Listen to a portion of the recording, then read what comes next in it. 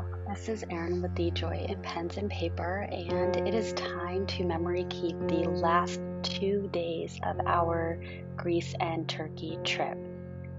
As I have been doing for all the videos in this series, I am cutting out the pictures that I printed on a Kodak Steps printer on sticker paper, and then I will arrange them on a page in a way that makes sense to me, that will hopefully evoke all the wonderful memories in the future when I look back on this trip, etc. So you'll see me do that, and I might move some things around, but it'll just be a moment until that is all set. So this is Tuesday, July 2nd, and on this day we went to Crete, or Herculeon, but it was Crete. We started our day feeling tired. At this point in the trip, we were, 12 days in, and excuse me, we had done a lot of things, and we didn't know it at the time, but my husband was also coming down with COVID at this point. So we woke up pretty fatigued. We went to the garden cafe for breakfast because we had an early morning excursion off the boat where we took a bus to Knossos and the Minotaur. Knossos is a castle that had been destroyed and then rebuilt, and so we got to see the remains of the rebuilding, and we had a guided tour through it.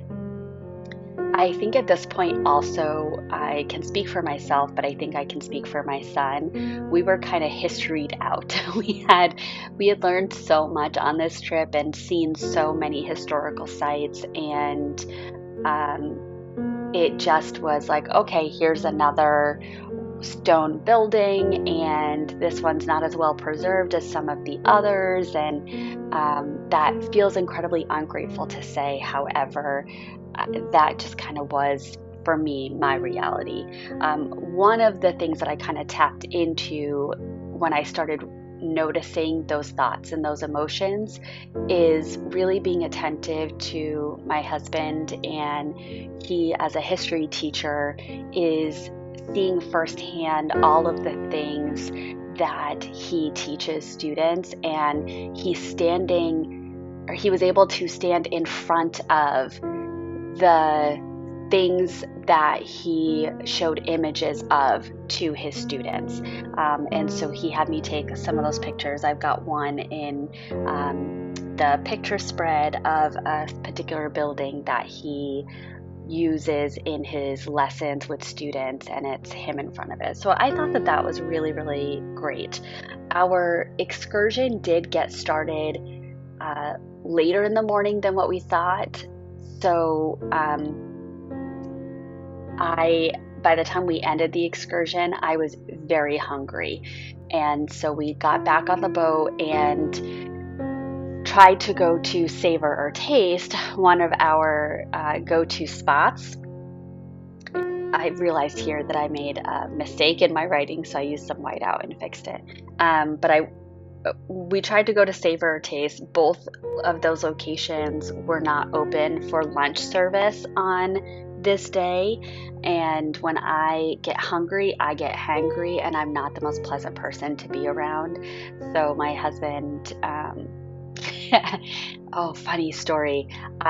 When I get very hangry or very exasperated, or I'm at my critical point, I will start a sentence with, "I just need," and that's when my husband knows to give me a wide berth and to handle me with care. And so we were in the elevator, and I made an "I just need" statement, and so my husband said, "Aiden, let me teach you something. If your mother ever says 'I just need,' go up and give her a hug and tell her something that you love or appreciate about her." So my son did that, and it was just adorable, and I loved it. But we went up to the I think it was the 15th or 16th deck, and American Diner was open, so I ordered from American Diner. The server basically told me most of what I wanted was not gluten-free, and I started to disagree with him because one of the things that I wanted was nachos with tortilla chips, which are made from corn, and cheese and veg, but he was adamant it was not gluten-free, and I was done arguing. So I ended up getting like a soup, a chili of some sort, and a burger with no bun. Once I ate, all things were good. We played some cribbage. We did some reading on deck 15 or deck 16. Then that evening, my husband and I wanted to go to the cigar bar. However, we hit some snags. So in Greece, when you're in port, you can't purchase any of the duty-free things. So all of the non-alcoholic purchases on the boat you can't do. And if you didn't have a drink package, which we did, you also can't order alcohol when in port in Greece. So just if you're planning to ever do a cruise in Greece, that's a little fun tip. So we wanted to go to the cigar lounge. We first got there around 1 o'clock. Sunset Bar wasn't open. It opened at 4. So that's when we went back and played cribbage. Then at 4 o'clock, we went back. Sunset Bar was open, but they weren't able to have us purchase a cigar because we were in port and we weren't going to be leaving port until 7 or 8 o'clock that evening. So we ended up just getting a cocktail at Sunset Bar. And my husband and I just had a little bit of time to ourselves. My son was in the stateroom watching a movie on the TV and getting some downtime again because we were pretty exhausted. And then we had dinner at Taste with our server, our boy, Iwan, who had been taking good care of us during the trip and helping me to order things that were safe for my allergies, really being attentive to Aiden with bringing him 2 Sprites right when he sat down and kind of predicting what his order was, so Aiden felt all special, and so it was really nice. And then that evening we went to the Illusionist. Joseph Roem was performing again, and he did a completely different show than the time before. The theater was absolutely packed that night, but it was an excellent show. I think I said this before. I don't like magicians. They freak me out. I don't understand how they do what they do, and I am the type of person where if I don't understand it, I don't like it. That feels incredibly ignorant, but that just is my truth. But it was still a really good show. He's an excellent performer, which I really appreciated. So Tuesday, July 2nd was lovely, but we were definitely feeling the end of the trip. Now then, Wednesday was Santorini. So when I went into the trip, I was very kind of biased or was predicting what my favorites were going to be. And I thought I was going to love Athens, I was going to love Mykonos, and I was going to love Santorini. So I already knew that I loved Mykonos. That came true.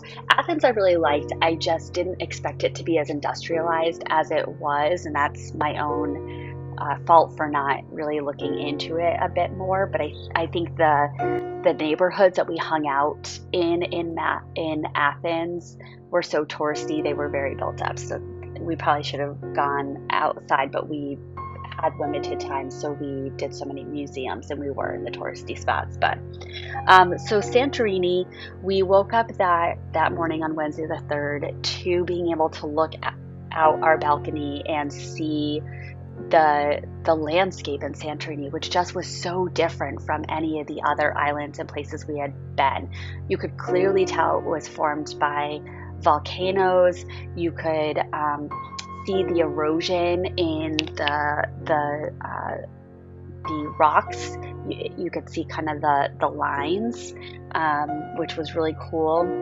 And we looked out on an island that had the switchback path up, and so I asked Jesse, I said, is is that Fira? Is that where we're going? And he didn't think so. Turns out it was on the other side of the boat that Fira was. And Fira is the town at the top of the Switchback Hill that is, in my opinion, very quintessential of Santorini. When you think of Santorini, in my opinion, you think of going up the Switchback path on a donkey.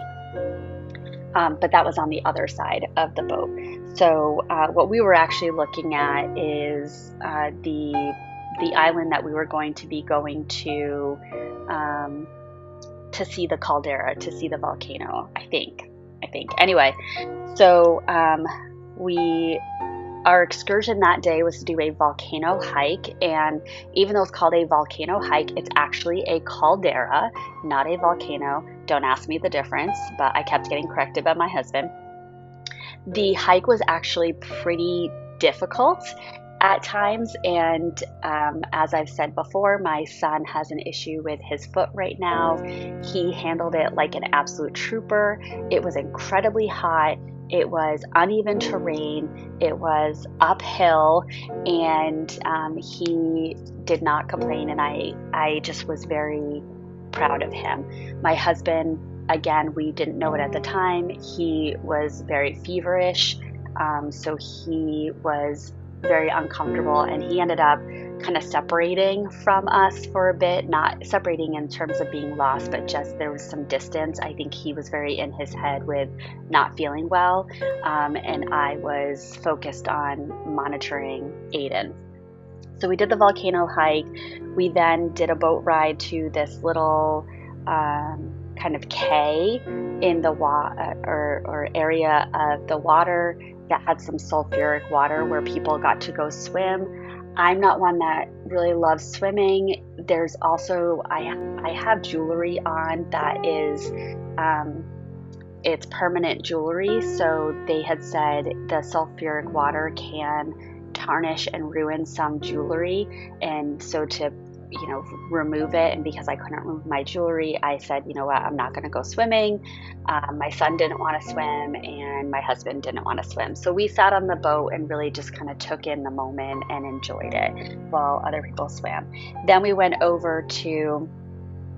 did a boat ride to the other island, and the line for the cable cars was astronomical, and the donkeys, we weren't really interested in taking the donkeys up. The donkeys also looked absolutely miserable, and my husband had read an article that there's some activists trying to help rescue the donkeys.